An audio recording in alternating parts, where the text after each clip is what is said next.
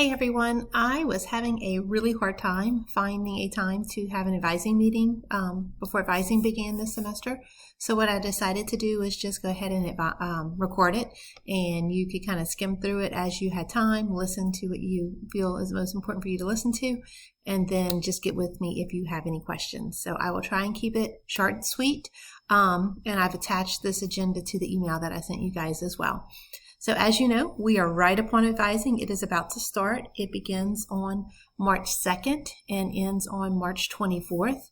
And then registration itself begins on March 27th for our graduating seniors, and then kind of works its way down through there.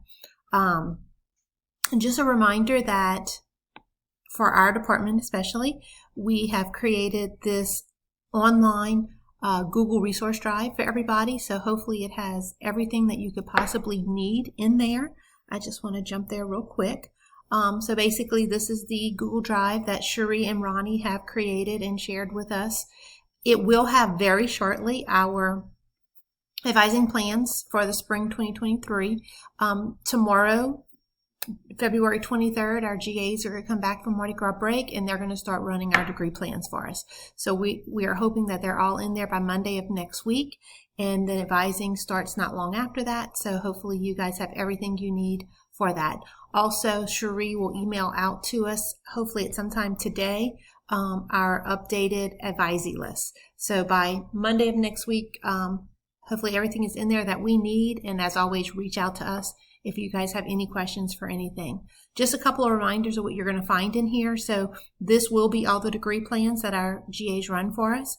Here is all of our degree plans. I'm going to come back to that in just a second. But notice we do have it several years deep, so that if you have a student that's a few years back, you can still go back and pull their degree plan for their year. What else do you find in here? The articulation matrix, if they're transferring, if you need that. Further down, just a little bit more, the course substitution form that I'm going to talk about in just a little bit. We do some grades first reminders. And then also at the very bottom down here, the minors form, which I'm also going to talk about in just a little bit. So in this folder is your one-stop go-to shop for all the advising information hopefully you need. And if that doesn't help, please come to me and I will do my best to get you on course and where you need to go. So one thing I wanted to talk about is making sure two things. Making sure that you know what degree your student is actually seeking. In business, we're not having as much of an issue in this, but in CIS, because we have the 3 degrees, CISY, CISC, and CISD, when your student comes in for advising, please verify with them what degree it is that they're seeking. At the very top of Ronnie's degree plan, it has what we ran the degree under. So if they're as a BABS major, we ran the BABS degree plan. If they've since switched to pre-law or BAM or anything else, and we're not aware of that, we're running it under the degree plan that we're aware of. So always verify with your students when they come in what their major is. And then also for your graduating seniors, when you're filling out that registration form, make sure you're putting the correct code. So these are the codes for our department.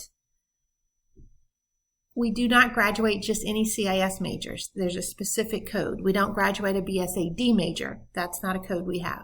So when you're filling out those graduation forms, also please refer to this. This is also listed on those degree plans that I was talking about.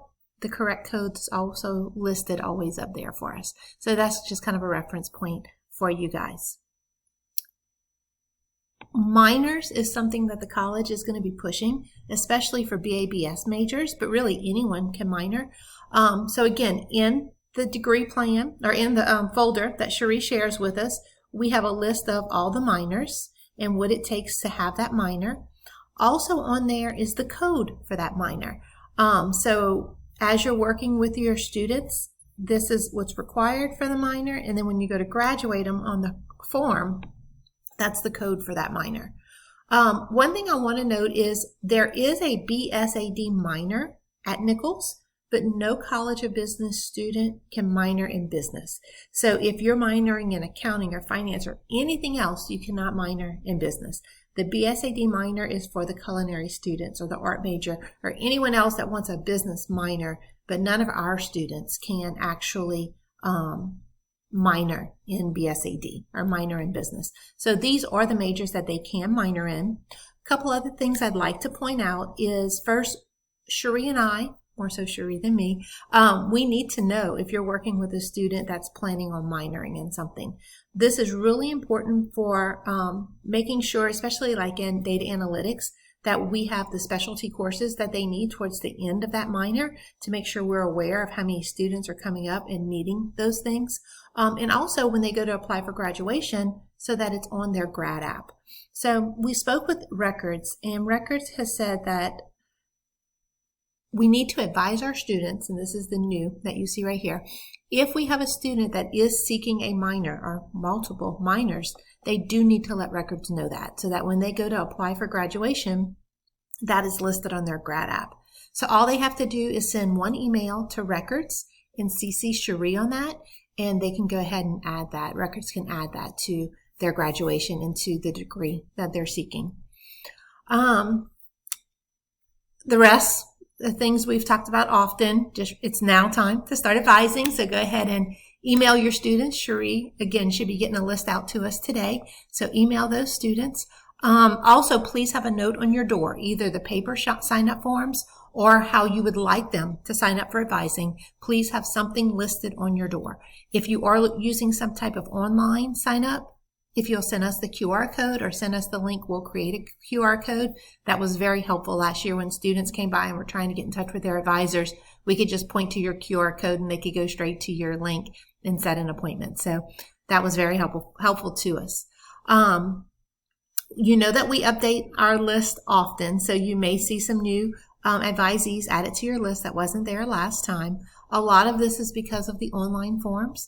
So we are trying to keep our advisees and advisors updated so that if they're doing like a SAP appeal or anything like that, you can, they have the correct person listed for that. However, we did find out this semester that let's say you receive a SAP appeal from someone that is no longer one of your students, you can forward it to the department head of that new department that they've moved to. So let's say they were a business major and now they're going to interdisciplinary studies. You can forward it to Karen Sheremy as the interdisciplinary studies department head. So we can talk about that more. If you have questions about that, please reach out to me. But there are things we can do with the SAP appeals if it comes to the incorrect person.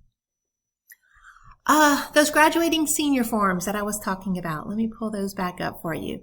I will tell you guys, sitting in Cherie's desk last October was quite eye-opening for me. Sorry, having trouble opening it. Quite eye-opening for me to see what was being sent sometimes on those forms. So first and foremost, remember for any graduating senior, we do need to fill out one of these forms. I also ask that not only do you fill out this form, but you send me a completed degree plan. So that shows that we have dotted every I, crossed every T, and I know how you are trying to have that student make that course credit. In some cases, it was not very clear to me when I ran a second degree evaluation how that student was meeting all the course requirements. And then maybe it's because they had a special course, or maybe we haven't done the sub yet. So helping the person sitting at the desk that's trying to clear these students for graduation and make sure that the courses that they're enrolled in is what they need for graduation by both submitting this form right here and submitting a completed degree evaluation. That just kind of helps us make sure that everything is completed. Since we're advising for summer and fall, remember if you're advising someone that's hoping to graduate in the fall, but they're also planning to take a summer course, you do need to submit two of these forms. We do need one for summer and one for fall. If you notice right here where it's asking what is their major, or are they double majoring, or do they have any minors, that's where these codes that I just spoke about need to be correct. That way when we're rerunning them for graduation and to check them out, we know specifically in the exact degree that they have. Again, Cherie is probably way more on top of that than I am, but last semester when it was myself and the GAs who weren't quite as in tune with this, and we saw degrees coming across as BSAD or students getting this degree with a business minor, and that's not even possible. So these are the correct codes for the correct majors. Verify your majors with your advisees when they come in, and then as we complete these forms, please help us make sure that we're putting the right information right here, just to make sure that we're all on the same track when that comes to it. Couple other things with this. Remember, they do have to be within their last 18 hours. They need a first and a second choice. Even if a second choice will not work on their schedule, Annette wants a second choice. So please put their first choice, please put their second choice. Note that at this time, the second choice won't work with their schedule. If something else changes along the way, maybe that second choice later will. But at this time, if there is no second choice that works, still tell me what their second choice would be, and just note that it wouldn't necessarily work with their schedule. Something else I want to mention or ask of you guys is for students that need, and I know I scrolled a little bit, for students that need special classes or internships, I would like to see us better plan this out. And what I mean by that is, if we know their last semester, they either need a special topics class or an internship, well, we may not know when we sit with them next week in March what internship they're going to be assigned to. So let's put them in the alternative course, or what I'm calling here the replacement course. Let's put them in the, if they can't get the internship, what course do they need to be in to have them graduate? Then they'll apply for the internship. If they find an internship, get awarded an internship. Once all the internship paperwork goes through, Cherie will just take them out of that replacement course and enroll them in the internship course. But we had a couple situations this semester where they had internship, but they didn't receive an internship. So then we're scrambling a couple weeks into the semester trying to figure out what do they need to graduate this spring. So let's always have our backup plan. If they're hoping for an internship, if that does not come through, what course do they need to take?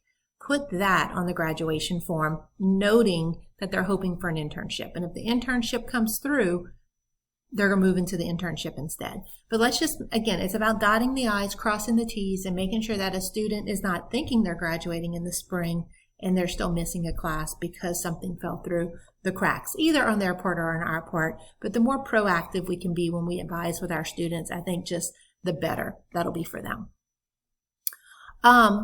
Couple reminders as we do our graduation senior advising, remind them that they will get enrolled in the courses. Once they meet with you, there's really nothing else they need to do until it's time to apply for graduation, but they should check Banner. So once registration opens and our admins are entering in the courses, they should probably go a day or two later and check Banner and make sure that they were put in the courses that they requested and that you guys agreed on during advising.